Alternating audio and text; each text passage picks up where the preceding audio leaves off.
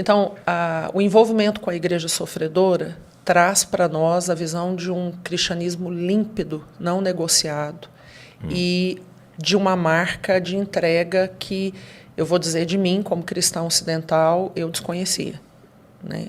Então, por exemplo, nós estávamos num país da Ásia, tínhamos uma equipe ali, e nós nos reunimos no hotel, num lugar muito discreto, era um país de restrição, e naquela noite nós iríamos conhecer um homem de 93 anos de idade, 26 desses 93 passados numa prisão por amor a Jesus.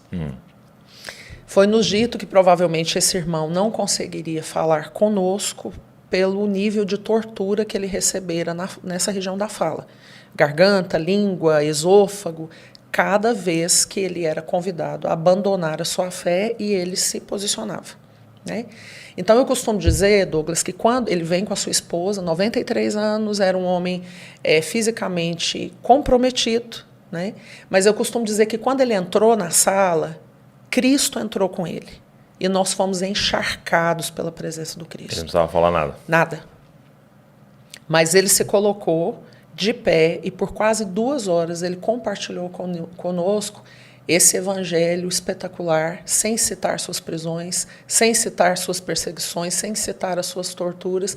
Ele colocou Jesus no centro. Sabe, aquele cristocentrismo ali que a gente estava tocando no Cristo que ele estava falando, né? Então foi um momento assim, foi um momento muito marcante. Ele dividiu a minha visão de cristianismo, né? E no ano seguinte, quando nós voltamos, Jesus já tinha levado o nosso irmão para casa. E aí nós nos encontramos com a viúva. E a viúva dele, então, veio relatando que quando ele fez 20 anos de prisão, dos 26 anos consecutivos, uma cova de 1 metro por 1 metro foi aberta, longe da luz solar. E por causa da forma que esse irmão pronunciava o seu amor por Jesus, ele levou um tipo de correção, sendo colocado de joelhos nessa cova e sendo mantido naquela mesma posição por 6 meses. Então, as fezes eram retiradas quando se tornava insuportável e, de forma recorrente, ele recebia água, alimento e a oportunidade de ser livre desde que ele retrocedesse no que ele proclamava, né? Então, foi mantido 6 meses ali. E quando ele foi retirado da cova, ele havia desaprendido a andar. Os membros inferiores tinham sofrido, né, com aquela posição contínua. E o filho, que ele não via há 20 anos, recebeu autorização para ver o pai, como uma forma também de fazer com que a igreja que perseverava desse um passo para trás. Então, o filho veria a condição do pai, voltaria para a igreja e diria, gente, não vale a pena. Não vale a pena. Né? Só que o menino tinha 6 anos quando o pai fora preso. Agora era um homem de 26. Quando ele chega, a viúva nos conta que a situação financeira deles era tão precária que o menino teve que se vestir com roupas da mãe para ir encontrar o pai. Então, quando ele chega, é essa cena que ele encontra.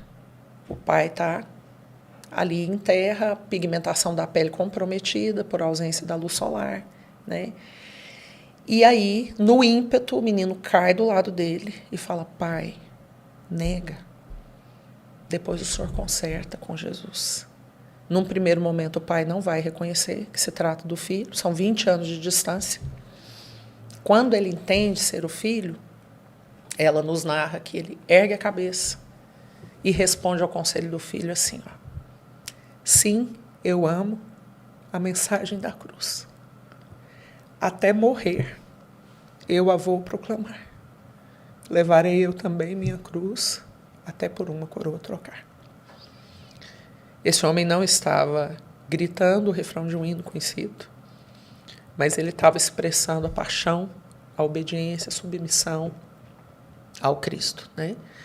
Essa declaração lhe custou mais 6 anos de prisão. Então, lidando com os irmãos da igreja sofredora, eu conheci, Douglas, um tipo de cristianismo que lá em casa a gente brinca, que traz oxigênio puro para nós. E isso marcou muito a nossa forma de andar. Então, de forma recorrente, meu amor e eu temos sempre aquele cuidado de estarmos envolvidos com esse tipo de cristianismo para modelar o nosso, né? Porque são pessoas completamente anônimas, ninguém os está aplaudindo, eles não estão debaixo de holofotes, mas eles estão construindo uma história que eu não consigo construir com o cristianismo que eu tenho hoje, entende? Então, a igreja sofredora, ela trouxe um prumo para o nosso modus viventes, como cristãos.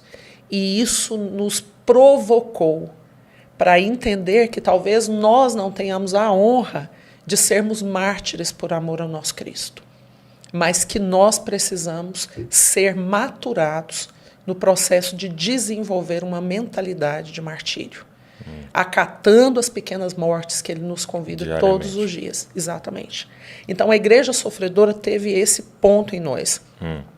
Já os povos não alcançados, que hoje totalizam cerca de 3 bilhões de pessoas na Terra que não tiveram acesso ao cristianismo, ao evangelho, e hoje nós temos uma estatística que a cada 24 horas, 120 mil pessoas morrem sem ouvir a palavra de Deus.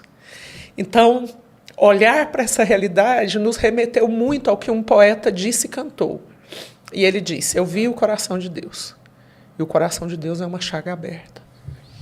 Então, nós temos um Deus por quem nós somos apaixonados e que o coração dele está latejando. E lateja para que o filho dele seja distribuído a todo homem na terra. Você vai lembrar quando a multidão que tinha visto a multiplicação aproxima de Jesus e pergunta para Jesus assim: qual é a obra de Deus? Fala para nós qual é a obra de Deus. A palavra ali é ergon, que significa causa, aquilo com que eu estou sendo gasto. Com o que Deus está envolvido? Jesus responde: a obra de Deus é essa, que conheçais o Filho. Né? Então, os povos não alcançados trouxeram para nós um dilatar do senso de responsabilidade. Eu amo esse judeu, eu vou me casar com ele, mas enquanto o casamento não acontece, existe uma ferida aberta no coração de Deus. Como nós podemos responder a isso? Como a gente pode aplacar? E como é que nós vamos atar a nossa história ao fio da história de Deus para cumprir o que cumpre a nós nessa geração? Então, a igreja sofredora mediu o nosso cristianismo, mostrou para nós uma proposta muito maior, né? Nos mostrou que existe um nível de amor por Jesus que não é tão intenso para nós cristãos ocidentais. Eu vou dizer sim e assino o meu tempo de validade na Terra. Né? E eu poderia passar aqui horas contando para você histórias que vão macular o nosso coração para esse lugar. E os povos trouxeram para nós esse dilatar do senso de responsabilidade. Né? Quando Jesus vai mostrar no Evangelho de João que aquele que ama o Senhor guarda os seus mandamentos e os pratica, de uma forma muito simplista, a gente entende que amar a Deus tem um cunho de obediência. Né?